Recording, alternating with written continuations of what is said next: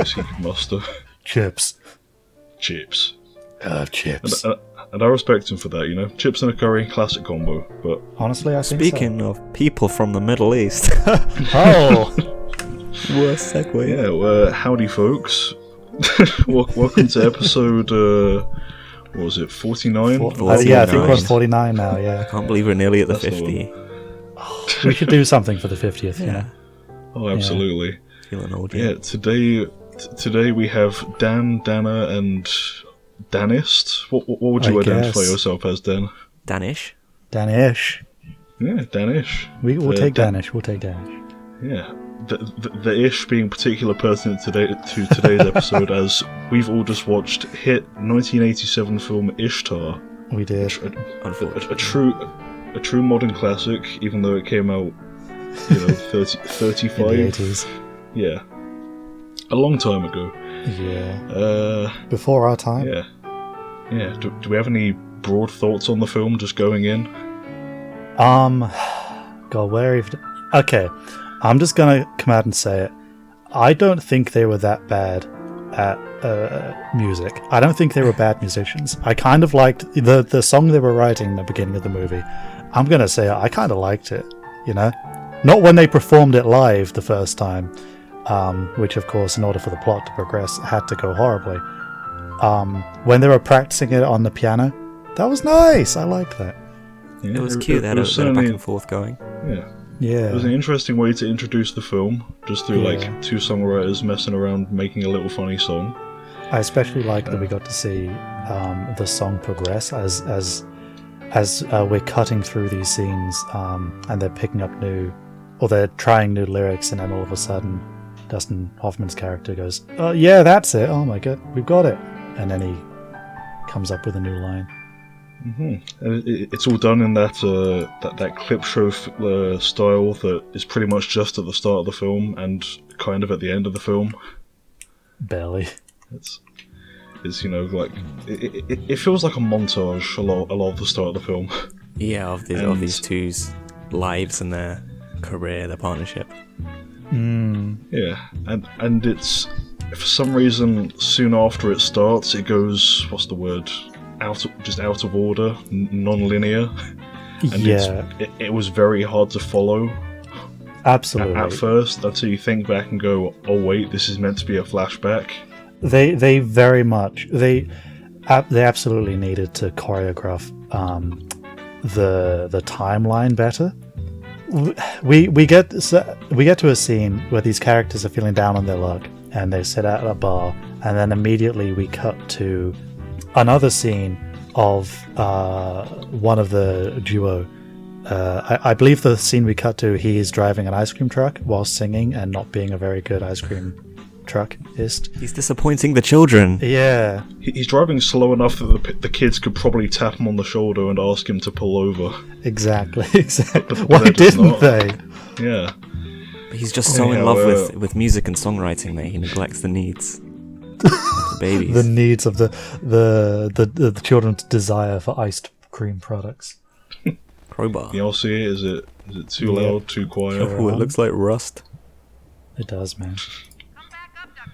Oh, walking through the desert. That reminds me of a hit movie, Ishtar. I think a sci-fi film we watched recently had an Ishtar reference in it. You think? Oh, what was that? I'm trying to think of the sci-fi movies we've seen recently. I think it was The Fall Guy. Star Wars. That must have been it. It must have been it. It was The Fall Guy. Yeah. Mm. Now, speaking of walking in the desert and let's say, for example, sand dunes. Yes. There was a decently large section of the film taking part in the desert that took an awful long time for them to scout out. Yeah. I believe it took. Let me refer to my notes here. Let's see. The director. We haven't introduced the director yet. Elaine May, was it? I believe so. Yeah. Storied. Maybe not director. She was a storied actress. Is a storied actress, writer. Didn't do much directing after this film, but. I mean, after watching this film, I can't imagine why. It was either her first hit or her last hit. It was one of those. Yeah. Yeah, she did get a medal. She did get a medal from. Metal. She did get a medal. She did get a medal from Obama. You're getting the medal. That's pretty Gets in cool. the metal, Elaine. I mean, medals are made of metal. Yeah. But, but yeah, she got a medal from Obama in 2013 for this movie. That's not true. Indeed. I think it'd be funny if it was for this movie, I specifically for her wish it was services for on this Ishtar. I've just realised. Sorry? Warren Beatty was snubbed for his one scene of acting in the whole film. Elaine May, she was very uncomfortable in the desert environment. She had toothaches that she wouldn't get treated locally, and she didn't like the sun very much, so she was under a large parasol with sunglasses, wrapped in gauze, and this was all in the search for dunes, like sand dunes that they might get at least some nice B-roll of. Yeah. Unfortunately, they were unable to find them, so she announced she wanted a flat landscape instead. I'm quoting from a couple of articles. Both of them, for some reason, called "The Road to Ishtar." Incredible. She basically, in a snap decision, decided to just have the team spend 10 days flattening part of the desert. Wow. Thus removing the dunes. They shouldn't have been so worried about dunes and, by extension, sandworms. As another gentle nod to Dune, the actors, horrible musicians as they are, constantly walk without rhythm, and as such will not summon any sandworms. Indeed. Not a hint of Not a rhythm. hint. Not a schmeckle. Not a single brain. Not a. What's it the guy says? Like, not a schmecker hetzboya. What? No, smack. What the hell does that guy say when he's like trying to approximate? Oh, I don't know. He just ends up saying he just puts on an ethnic accent while saying, "I hear $5. Anybody want $5?" Yeah. Nice one, Dustin. Big up, proud Dustin. of you. That was a proper funny one, mate. That is by far Good the improv, bro. Good improv. least controversial thing he did during that movie, however. We've heard the allegations, but we won't dwell on them. It's hearsay, and There's a section dedicated to it on the Wikipedia page, if By you're all interested. yeah. If you look it up, you can find it. We're jumping around a bit, just like the star of this film does. I was just thinking that. Indeed. We were watching, and I swear they broke up at some point. Like, they were sitting on the opposite side of the bar from each other. And then it starts, and then it jumps forward. No, it jumps After they're backward broken up, first, because they're... But then it jumps back. Yeah. And then it cuts back to the pub. So it starts at point B, goes to... And at some point in there, they're just walking down the street, but they're like dressed as they are in the pub. So is that from the same day? Or do they just only own one pair of clothes, Because as we see, Dustin Hoffman's character in the movie basically wears one outfit by the time he gets to Ishtar. So we know that the 50 million is not going on wardrobe. Absolutely. It was probably spent on flattening those sand dunes. Yeah, one of the articles, The Road to Ishtar, is subtitled "How Warren Beatty, Dustin Hoffman, and Elaine May Made a Farce in the Desert for Just $40 million." I'm not sure if the 51 million has been like adjusted for like inflation, or whether it's just like a number up for dispute. God knows where they even get these figures. Honestly. There are scenes where you can see the budget, like they're like with the camel puppet, the 1,000 extras, the 2 helicopters. Not just one helicopter. 2 helicopters flying side by side. That must have taken some coordinating. They probably spent a solid 10 million on flattening the Sahara Desert. It reminds me of that Roman emperor who declared war on the sea. And as how futile an attack against nature it is. Is he the guy who had them throw tridents into the sea, or the one who had the sea whipped? Oh, I was thinking the whipped one. Ooh. How do we get an emperor to declare war on me? Fucking saucy. My sweet summer child. Step 1. First, you must be wet. Who says I ain't? Speaking of out-of-place sexualization, yeah, this scene has one of the classic things on the 80s movie bingo card, which is pointless nudity.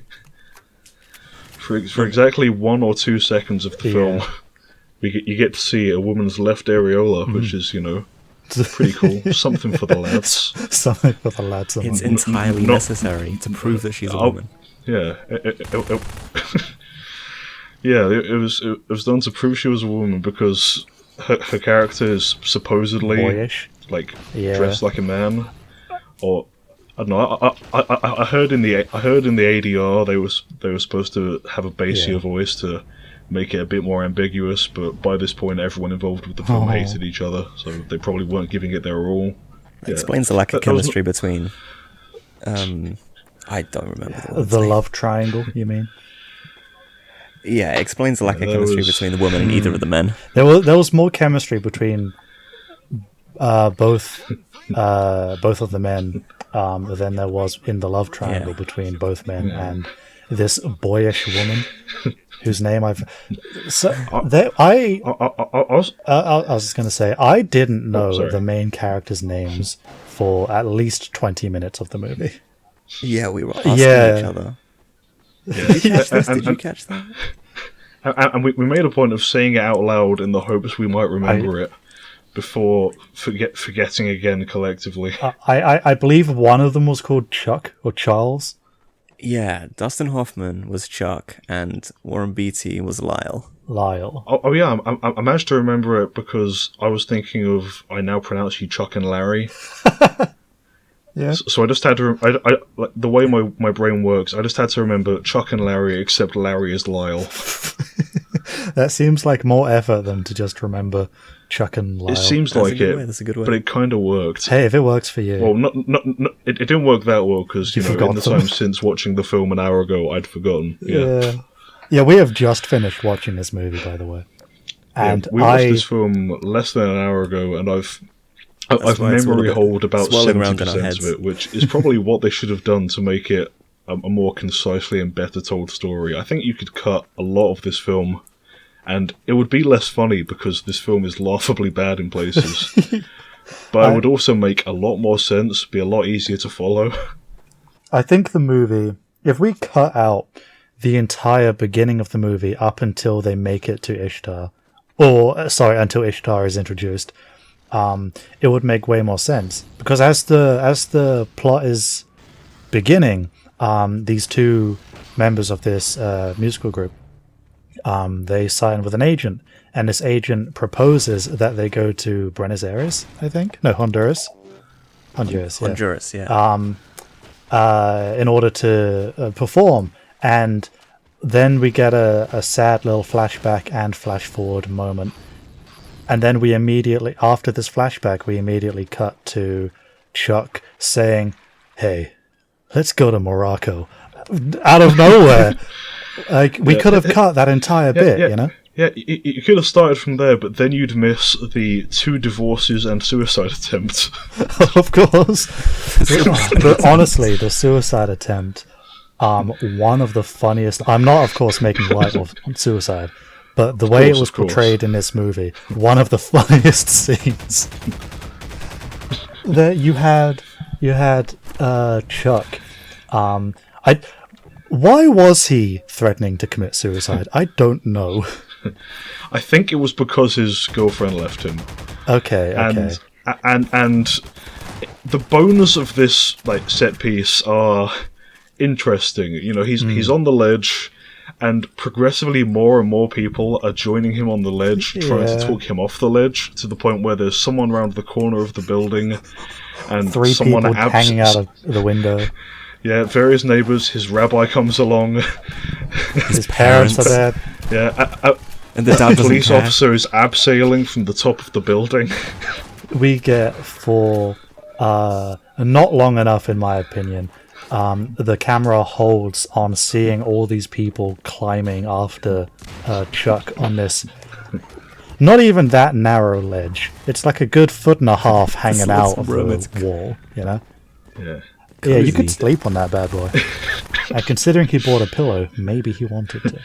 A pillow that he threw at one of the cops and then dropped off the building. He didn't even throw it to the cop. He threw it and it hit the wall and then it bounced off. Again, all of this is just being like... It's like incidentally on the side of the frame. The editing at the start of the film is so weird. It's like, you know, it's like a clip show. It's all of these things being presented as equally important to the plot, and then the bombshell is dropped that none of it's important to the plot. They don't even go to Honduras. They just go... Exactly. Yeah, it really is like pretty much verbatim. Let's go to Morocco, and then they cut. There's a wipe, and it goes to Morocco a few days later. Exactly. The divorce arc.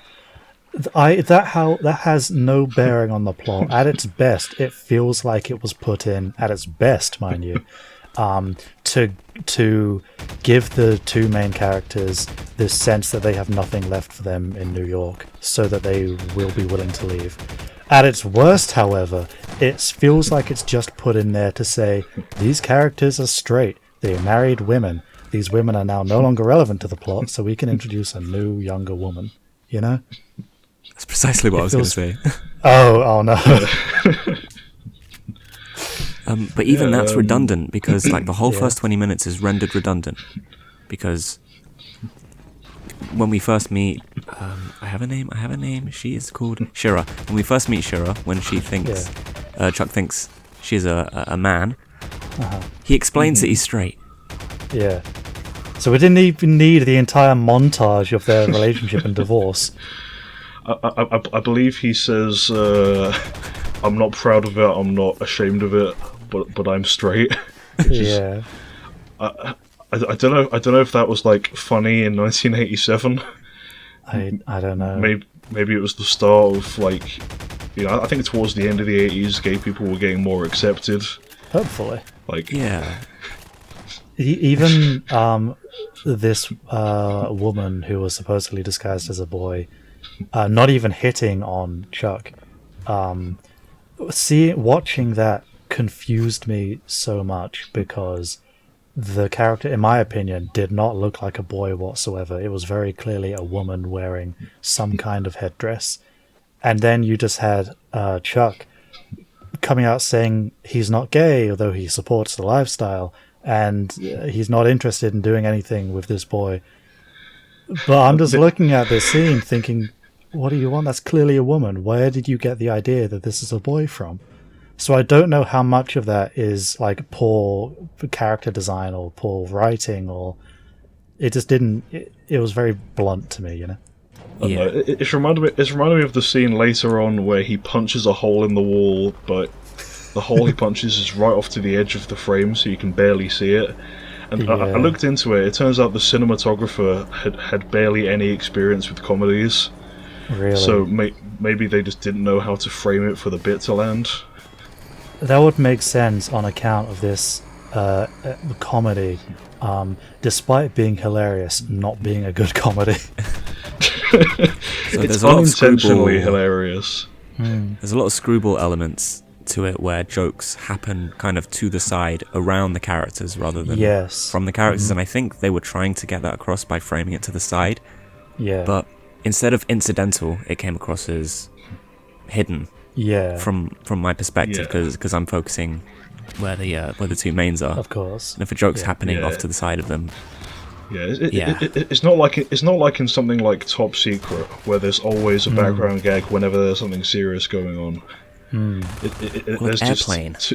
It's full of that kind of comedy. Yeah, but just remember, just both any those Zucker movies, comedy. almost parody-style comedy movies. This movie, I don't think is satirizing or parodying anything. I don't know of what any it'd be genre. parodying. Yeah, exactly. I think it is There aren't many sincerely trying films to be like that. zany, wacky, Yeah, there are not many films about two, singer-songwriters being hailed as the messengers of God and being like, basically they attempt, like, two sides of the same conflict are attempting to assassinate them. Yeah. Like, it's not a common plot, it's not aping anything. It's just very poorly done. We haven't even touched on the fact that this plot is like the stakes of this plot are the ending of a regime and a schisming of a church. A holy war. A war in my name. In whose name? Oh, Chuck's name. Chuck and Larry, whatever his name is. Yeah. So I outing myself as a surface level Dune fan here. What is the war in my name speech again?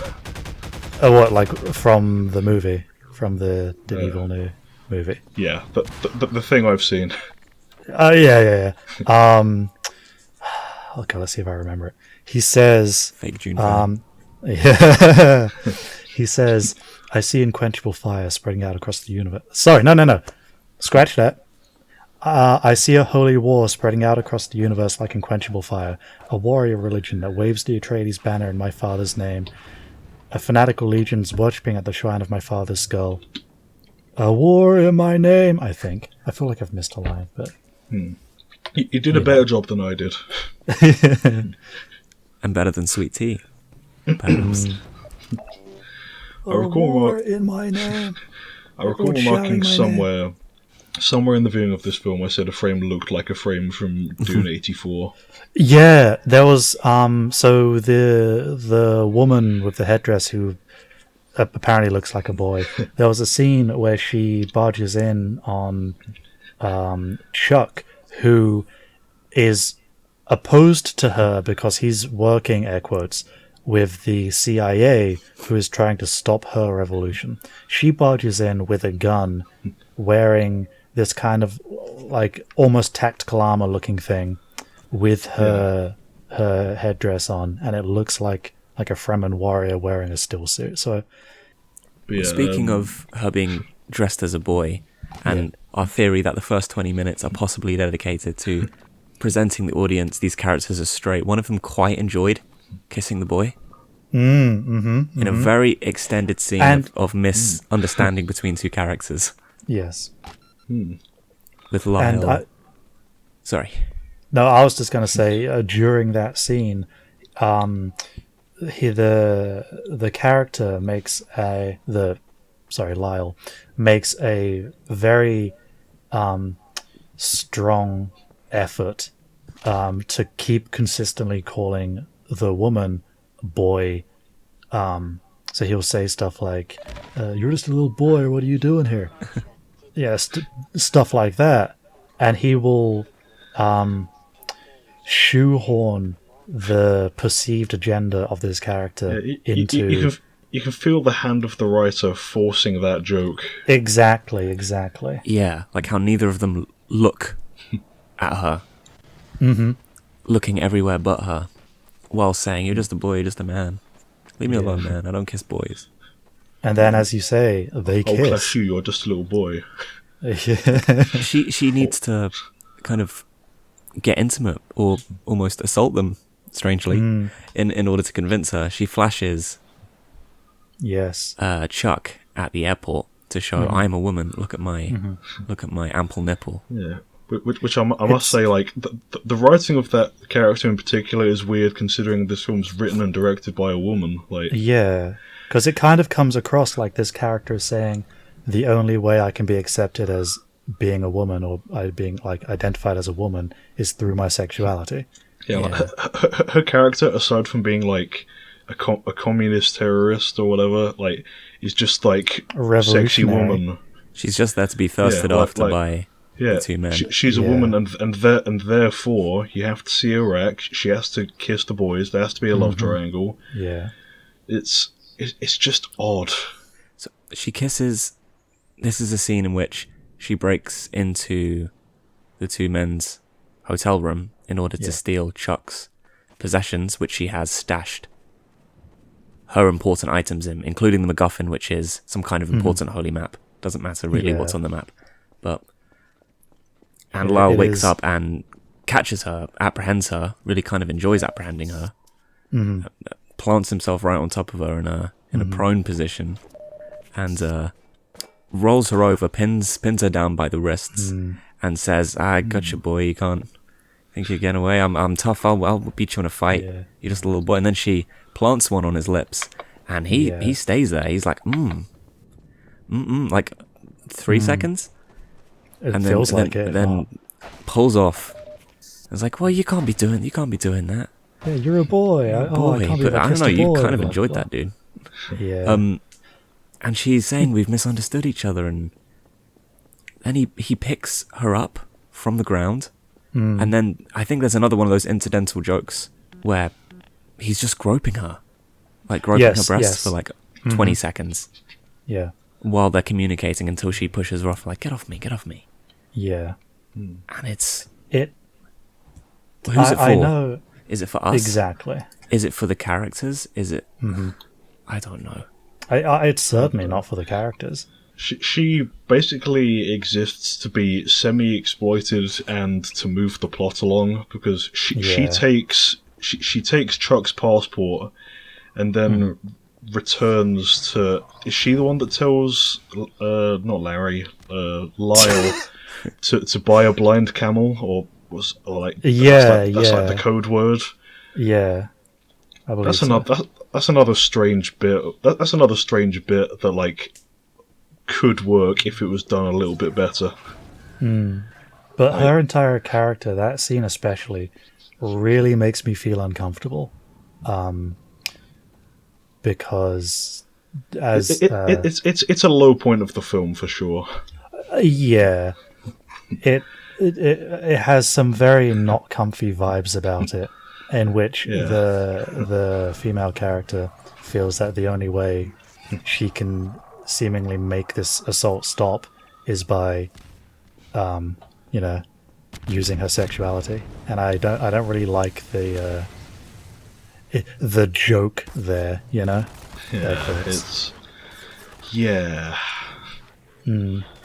And the most shocking thing about it was written and directed by a woman. You would think they would be more aware of how a scene like that could be perceived, especially given after the kiss in order to stop the assault, it was followed by groping for way too long. The 80s as a decade does not hold up. It doesn't. Considering regarding sexual misconduct. Yeah, exactly. Entirely does not. Yeah, but there is also I believe either a painting or a photo of Ronald Reagan in the back of one of the shots. Yeah. That reminded me very much of the time period we were in. But yeah, it's okay because the guy who idolizes Reagan to that extent is shown to be a bastard. So that's crazy. Indeed. But actually, it's surprisingly upfront about the US meddling in foreign affairs. Yeah, including surprisingly as based well. in that department. It's also first Ishtar's based. There's also generally speaking, the plot of the movie, you have America via the CIA, who is allied with the current regime of Ishtar, who are opposed to the woman whose name I don't recall. I've already forgotten, despite having said it earlier. Yeah. Side note, they do Shira. not do a good job with, developing any characters or even creating any. Yeah. Outside of the two leads who have their moments, the bit where what's his name is crying in the desert is like it gets it at least leans toward like affecting. I don't know. I don't want to give this film too much credit because it is quite bad. He's crying because the film is still going. Maybe. Yeah, I think that was around the point of the film we checked the timestamp to see how far it was to go, and it was both shocking and concerning that we were 2/3 of the way through, because it meant there was still a third of the film to go, but also like, but also we were surprised that like so much had been and gone, and yet nothing had happened. Exactly. It's just no direction. I distinctly remember thinking when we saw we had a third of the movie left to go, it feels like we have only just started the plot. It feels like the stakes have only just been set. I mean, a third of the film is the clip show of them, like, you know, struggling to be famous in America, and then deciding, sod it, let's go to the desert. And and then it's interrupted by what feels like another film. It feels like a sort of scene from Indiana Jones or The Mummy, where it's just these guys who found a treasure map that could look like, you know, lead to the, you know, all-out war in the area. You know what, that how they use that the MacGuffin in this movie, do you know what it reminds me of? Do tell. It reminds me of the treasure map we see in the Chuckle Brothers. The Kingdom of the Mythical Sulk. Yeah, that's the one. Yeah, what the modern classic Indiana Chuckles and the Kingdom of the Mythical Sulk. Sorry, that's it. Yes, absolutely. The film that everyone's seen. Everyone's seen Ishtar too, man. If anybody is listening to this and Ishtar they're 2. thinking, this is a podcast about a movie, I should go watch the movie. Please watch Indiana Chuckles instead, as opposed to Ishtar. Yeah, if you're listening to this thinking like, man, we should check out Ishtar, everything Ishtar does, Indiana Chuckles does better. Exactly. I'm not sure how much I'm joking. No, like really. They even have the same MacGuffin style plot device where you just have this mystical treasure map in the movie that gets introduced and used up about as well as it does in Ishtar, but it is a far more enjoyable experience. I will say Ishtar does have the market scene, which approaches a good joke.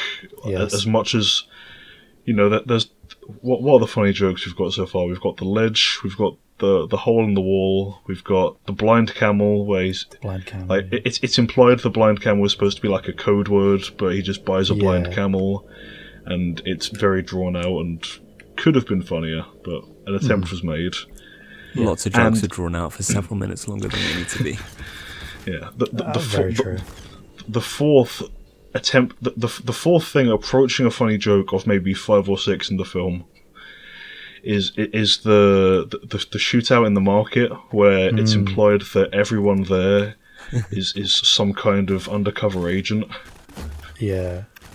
Like there's the guys in Hawaiian shirts, there's the guys with straw hats. The guys that are just in suits with fezzes, I think they're the US ones. Some of them are KGB. They're all kind of dressed as each other almost. Yeah, exactly. And that as a concept is a very funny like setup for a joke. If it was in a film like Top Secret, I'm sure they could have done it fantastically. Yes, exactly. It's just these setups don't really have any adequate payoffs. There's They no don't. like aha moments. Yeah. Because this film has no sense of tempo or timing or pacing. Honestly, it doesn't. In the blocking, in the performance, in the editing, none of it. It's all amateurish in that regard. And remember, this movie cost like $50 million. $50 million. Yeah, and again, the cinematographer didn't have much experience with comedies. I forget what they had experience with, but it certainly wasn't blocking like a funny comedic scene. No, everyone on that film had about 10 days experience digging. Yeah. That's about it. That they did. Oh, imagine signing up to a film crew.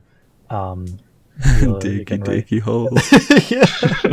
Instead, like you got your like lead gaffer. Instead of like taping stuff down, he's got a shovel out in the desert. Do you reckon we could make our outro song for this Diggy Diggy Hole, or would the Uxcos sue us? I think it's too popular and too known. We can make it play in the background as we speak with Spirit. And then fade Exactly.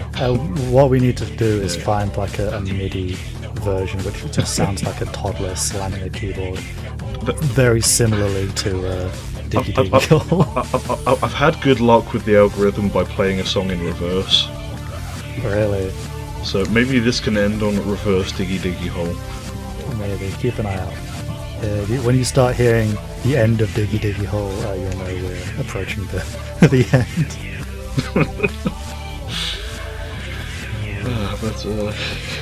This movie really was an experience. It made me remember better movies. It was fascinating and mediocre at the same time. This movie absolutely succeeded in making me laugh. Yeah, but like, credit it was where it's all due. At the movie, you know? Yeah, it was almost exclusively at the film's expense. I've just remembered. When we were watching this movie, we weren't just watching the movie. We also, in the background, had a random, the metal pipe falling sound effect, which I'm sure will play over my voice when I say it, and the gnome, squeal sound effect. Every so often, throughout the runtime of this movie, we would hear this metal pipe sound or a tiny clip of the gnome noise. The gnome going, oh! And it did not interrupt a single piece of comedy, it only accentuated. Absolutely. It made the movie better. If anybody listening to this is going to put themselves through watching Ishtar, please, I beg you, put on a 1 hour metal pipe falling randomly at random intervals video. Yeah, at random intervals video while you watch it. I promise you, it will make the movie better. Okay, this film has a cult following, and if you go to Letterboxd, I don't know how ironic this is, but there's a lukewarm appreciation for this film. Lots of 3 stars, lots of 3.5 stars. Lots of people saying, "Oh, it's ahead of its time. It's actually quite funny, really." And the film was blasted on release for being abysmal, and then it seems to have come back around to this kind of positive standing in people who've seen it, and it's completely undeserved. Absolutely, they had it right the first time. The boomers were right. Which is something we never want to admit. Yeah, those film critics back then. No. I think the film critics were mixed on it. That's not to say that the skeleton of this film is there. It's just all fallen apart. It's a pile of bones. It's a pile of bones on the floor. We could structure this into a skeleton that is solid, but it's not there right now. If it had a couple of rewrites, it could have been decent. And I think if it had a different director, it could have been.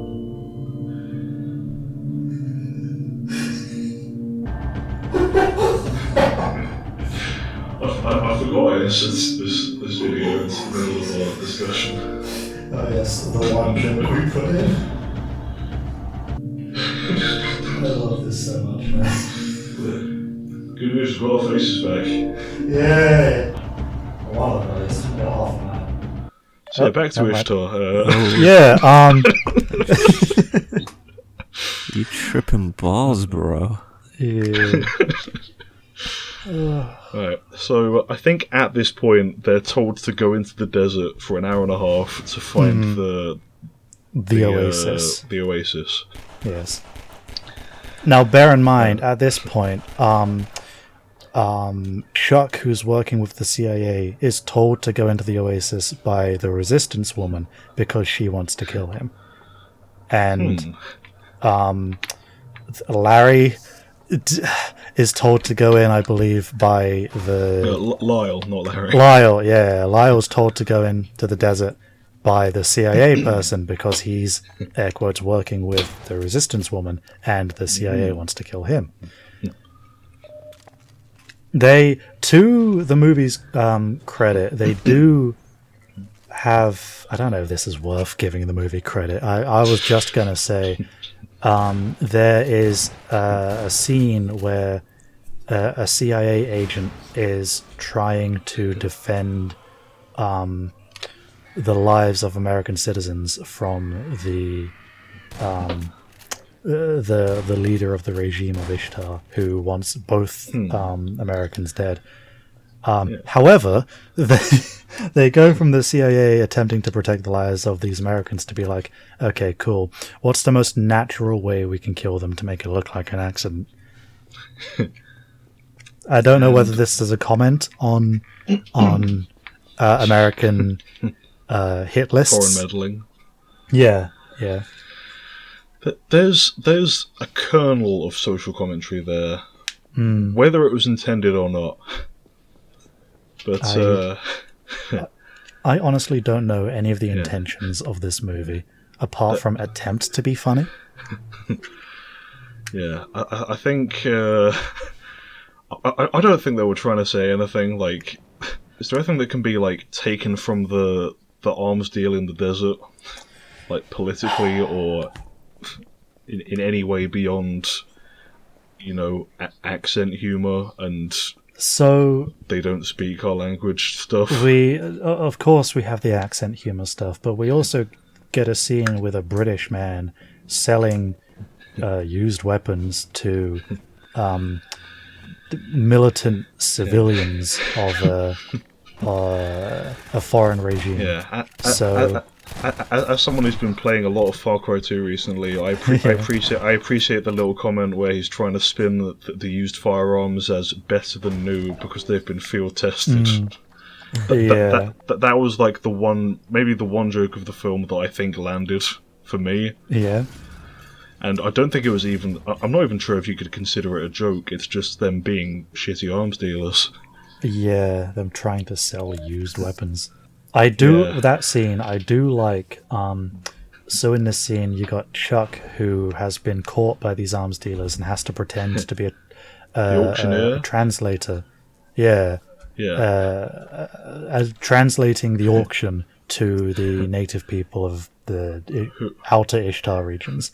And Lyle was sent down there in disguise almost in order to try and get some water. So we end up with this scene with Chuck attempting to auction off these guns, not speaking any of the languages or dialects. And then Lyle, who understands the stakes, who is reacting... repeating it back in a manner that sounds like he's understanding it. Ay, schmucker, and he's able to stir up a fuss in the crowd. I've probably offended 5 cultures in approximating that. Maybe, Yeah, interesting bit. It was interesting to say the least, yeah. It had something for 3 minutes, and the scene lasted about 7. Yes, it absolutely outstayed its welcome. Again, it has no punchline. Most of the jokes. Yeah, the scene has no punchline. It's just the interrupted punchline by... is, this is how people who don't speak English sound, Yeah, and accent humor. I can't figure out whether the pacing of the film is brisk or glacial. because then the CIA come in to fly in, figuring, okay, we're going to ID the bodies and let them know they've died in the desert. But they find them just doing a deal for Kalashnikovs with these guys, and so they fly away and say, okay, they're still alive. Can we kill them? And they're like, I think the Sultan or the king, whatever Ishtar has, says like, getting shot in the desert is natural causes because we have so many arms deals here, which. I don't know if that's social. I don't know if that could be social commentary or whether it's just. I hope it is social commentary. Why people going to the desert is scary. At its best, it's social commentary. At its worst, it's like. At its worst, it's just them going like, "Lol, Morocco."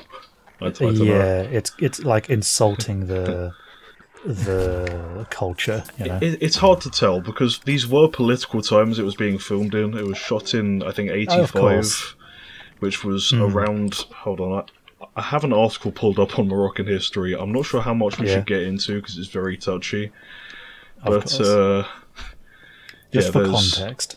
Yeah, for context, there was guerrilla warfare going on, terrorist attacks, boats getting hijacked in the area. It was rumoured that terrorists were going to kidnap the lead of the film. Not a laughing matter, of course, but it's just such a funny concept.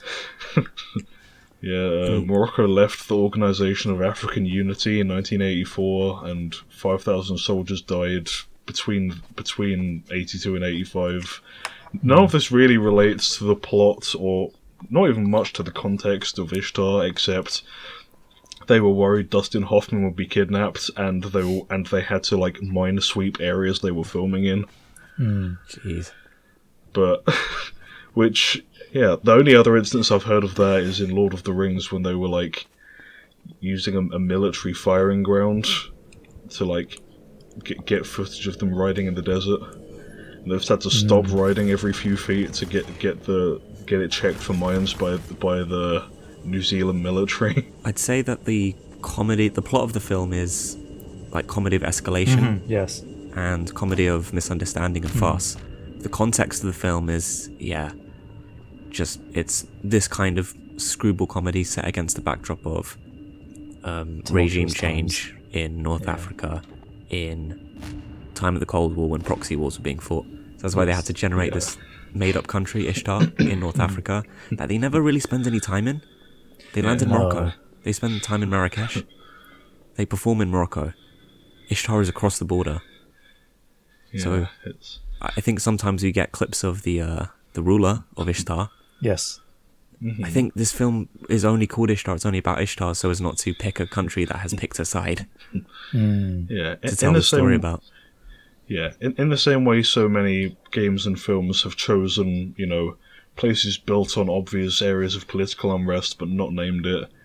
Like, I don't know, Call of Duty Modern Warfare takes place in an unknown place in the Middle East, but it is just Iraq. Yeah, just lump the whole ethnicity together as the bad guys. Yeah, that's kind of what it feels like. The Arabs, the Russians, all of Latin America. Yeah. Good one, Ghosts. Indeed. But yeah, let's see. Anything more to say about Ishtar? I think the last plot beat is where there's two more bits of the plot. The first, like, when they get the weapons and fight off the helicopters, and then their reward for staying quiet about it all. Yeah. Let's see. I believe after the arms deal is scuppered and scared off by the helicopters, or helicopter singular at the time, they leave behind a heavy machine gun, some Kalashnikovs, an RPG, and I think a mortar launcher. Which, I don't know, can you guys remember the plot any better than me? I'm kind of drawing a blank at that. So they wanna off them, but I'm gonna check Wikipedia again. God, this woman's. There's a good synopsis on IMDb that I've been referring to. I should probably open that back up. Comes in to save the day because she cares about them, I guess. They Despite sending shoot one of them to their death. Yep. Yeah. Which one does she fancy again? I don't know. Either of them, both of them, none of them. But Probably neither. She saves the day. They shoot off the helicopters The to the extent that they can make it home. But they've found that this map that doesn't really matter The MacGuffin. what's on it, but matters that exists. Yeah, the MacGuffin is sewn into the clothes of one of the characters. The map is supposed to represent God, like the undermining of the divine right of the guy to rule Ishtar. It's silly and it doesn't matter. But because they have the map, it means they have power over this ruler's divine right. Yeah. So they hoard the map. They don't tell anyone where it is, which lets them get away with the whole thing. They say, we're going to keep the map and we'll give it to you eventually, but you're going to fund our musical career, and if you don't, we're going to sell it to the Soviets. True American citizens. Absolutely. Indeed. And So that's their reward. Yeah. The film ends with them getting an album deal with... Like, it shows at the start of the film, they want to be the next Simon and Garfunkel. I think there's Talking Heads posters up, various other high-profile acts, and the film ends with them having their posters stuck right up next to them. Yeah. So, good for them and all. Heavily marked down. Yeah. It's in at a price. Yeah. Because they are garbage. They are music really is- not good musicians. as much as it makes Shira cry because they dedicate one of the songs to her, whether it's out of embarrassment or being heartfelt. Yes, I think is the answer to that. Oh, and she doesn't wear her headdress for the first time in the film. And we can At the confirm end, that when she is she's- not, in fact, a boy without seeing her naked breast. Indeed. You can tell that this woman who has been wearing a headdress is actually a woman because she's not wearing her headdress and she wears her hair like a woman. Are we supposed to understand that she's no longer oppressed by... Yeah. Yeah, I guess. I think so. I don't want to get into No, but- politics of religious garb. Yeah, but maybe not on this podcast. I interpret it... So I feel like you could interpret it as a lack of oppression, but just with regards to wearing the headdress, I interpreted it more as she was a guerrilla tactics hiding her identity, as opposed to any force oppressing her. I mean, into specifically wearing that. Yeah. Indeed. Now it's isn't she beautiful? Now she doesn't have to fight anymore. Yeah. She can be the woman. Yeah. She can be a woman instead of a soldier. Yes. Yeah. Ishtar. So, I don't like that movie. I'm not sure if I can go either way, saying whether I enjoyed it or didn't. Actually, I think I enjoyed it. I'm not sure I could say it's good. If I was rating it on a 10-point scale, I'd put it somewhere between maybe a 3 and a 5. I feel like it's closer to a 3 for me. I enjoyed myself watching it. I don't know whether that was due to the company or the sound effects that were playing in the background. I enjoyed the experience of watching it. I just didn't enjoy what I was watching, you know? You can elevate any experience by watching it with mates and playing random stock sound effects. Exactly. Honestly, I feel like I need to watch more movies with a metal pipe clanging every so often. I think we could start doing this more regularly. Maybe bring more Dans on the pod even. Maybe. We do have lots in the pipeline. We know a shocking amount of Dans. I know 3 Dans in my workplace alone. It's a popular name. What can I say? Yeah, circa the turn of the millennium. Yeah. Makes you wonder what happened 9 months before the turn of the millennium. Is there like a big old Daniel? famous Dan there or something? It's like there were lots of Rachels. Any closing thoughts on Ishtar / this episode of the Dan and Dana podcast? One final thing, which was mentioned in the credits of the movie. The movie was sanctioned by the King of Morocco. That's pretty cool. It was approved by the King of Morocco. I forget what exactly it says. I think it's... I'm the King of Morocco and I approve this message. Something to that effect. And it was also dedicated to someone. I can't remember who, and I don't want to look it up because I think it would be, frankly, insulting to their memory. I was just about to say, yeah. Of all the... It must have been like, the uncle they didn't like very much, you know. Uncle Lydia. Look, in a nutshell, if the style of the first 20 minutes was stretched out, would be much more enjoyable. The film kind of went to shit once they went to Ishtar, so it kind of defeats the whole purpose of the film. It was screwy, it was scattershot, it was dumb, but dumb fun. The rest of the film was just kind of dumb. Yeah, it was... I enjoyed watching it, to laugh at it, with good company. Yeah. It was an experience, and much like how watching the Star Wars Holiday Special is a rite of passage for talking about the Star Wars Holiday Special, and, there's another link to that, the RLM boys were frequently inserting the Ishtar trailer into their video so that they could put off talking about the Holiday Special. I feel like now that we've seen it, we have a rite of passage to talk about it as we have on this cast. Both those pieces of art, expression, should only be watched if you intend on discussing it. Because there's no point just watching it. Exactly. It shouldn't be... You shouldn't set aside your Friday evening to sit down, relax, get your popcorn out, put on Ishtar, put on the Holiday Special. You shouldn't be doing that. I could recommend it from a standpoint of like wanting to learn more about bad cinema, because a lot of this film is incredibly poorly shot, but some of it is decently shot, as if by accident. I think there's 2 or 3 really good shots in this film, and the rest of it is, even the stuff that's good is very weirdly edited together. Yeah. I do remember one scene where both members of the musical group, it becomes known to them that the other member is maybe working for the opposite side, and then we cut to a scene of both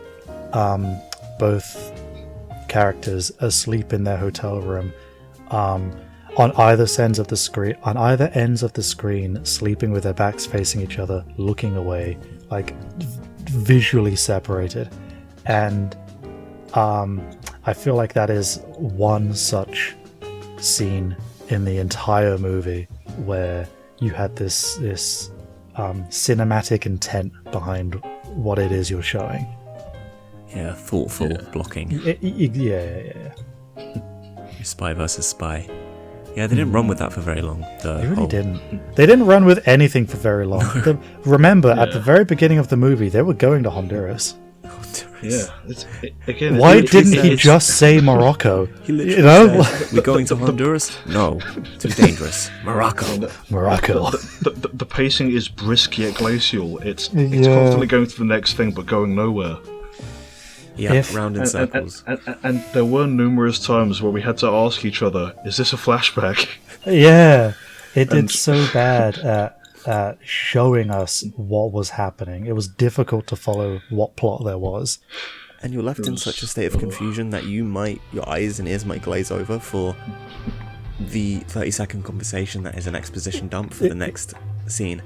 Exactly. I definitely recall thinking while we were watching it, the movie sets up this kind of expectation for the viewer to just shut your brain off and laugh at how bad the movie is. So you get used to doing that. And then it throws some plot and exposition at you that you're supposed to pay attention to in order to understand what's happening. But you've been trained by this movie not to pay attention to what's happening. And you end up missing some stuff, or at least I did. It's not... sorry. I was just going to say, it's not put together in such a way where it's not playing to its strengths. If it wanted to be a silly, wacky little movie, I feel like it was trying to be too plot heavy. It had some stuff going for it that it really didn't lean on, and I see a universe where this film works. But, I see that as well. Yeah, maybe the remake eventually. The eventual Ishtar remake. When they dig out the Ishtar IP. The Ishtar remake called Road to Ishtar or something. Yeah. Ishtar Messiah. Truly the legacy sequel we've all been waiting for. Ishtar 2. And the beginning of the movie will take place in Morocco, and they will finally go back to where they belong. Honduras. Who owns? Sony own them. Sony owns Columbia, who produced the film. They're going to hold that bad boy forever. We're never getting an Ishtar 2, lads. I'm sorry. No. Wait, Sony used to be owned by the Coca-Cola company? So, never mind that. That was a decent bit of Coca-Cola advertising in the film. Just here and there. Yeah, like it showed up. I remember I think the Coca-Cola logo was just on top of like a random tarp at the market. Yeah, they owned it from 82 to 87. They were the parent company. That would have been the time it was made, yeah. Wow. There was probably at least one scene of them drinking Coca-Cola. I can't remember. Maybe they got like a Jack and Coke at the bar. There was definitely some degree of like Coca-Cola product placement, but it was probably subtle enough that we didn't see it. Could you imagine the scene where Chuck's sending Lyle down to the arms dealers to get water? Could you imagine if he came back holding a glass of Coke? No, just a bottle of Coca-Cola with the label facing the camera. like that one shot. Instead of trading arms, they're selling fresh bottles of Coke. It's not pre-drunk, it's battle-tested. They've just got bottles of piss. Don't ask why it's Coca-Cola.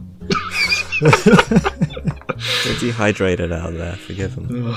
I think that's a good point to. I think that's a good note to end the pod on. To end this discussion of Ishtar on. Just the visual of like them bottle flogging of piss air in the middle of the quotes desert. I reckon we could have made a better Ishtar between us. I feel like Building a better Ishtar. here's what's gonna happen. The moment the rights for Ishtar become available, Dan and Dana are gonna pine for those rights so we can make the Ishtar we deserve. As soon as it enters the public domain, we're making Ishtar 2 in Skegness. And it will be a better movie. Probably. Yeah. Right. Shall we call it a night, lads? Yeah. Let's call it. Don't Right. watch Ishtar. Or do. I don't care. Watch Ishtar with 7 asterisks attached. One of which being metal pipe sound effect. Metal pipe. One asterisk is metal pipe. The other is gnome sound. The other is learning about filmmaking. Yeah. And the other is Moroccan tourism. I don't know. I kind of want to go to Morocco. I thought Ishtar was like a place in Morocco until I saw the film. Yeah. But alas, we'll just have to go to the place where Ishtar is said to be and leave a DVD copy for someone to step on. I don't know. Yes. Thanks to the Moroccan Tourism Board for sponsoring this episode of the podcast. Right, This podcast has been approved by the King of Morocco. truly. Yeah, this has been Dan, Dana, and Danish with episode 49 of the Dan Dana podcast. Yeah. We'll catch you next time for episode 50. Indeed. Auf Wiedersehen, gang. It's been a love. Bye. Ciao. Have a good one. Salam alaikum. You can cut me saying salam alaikum because I think that's hello.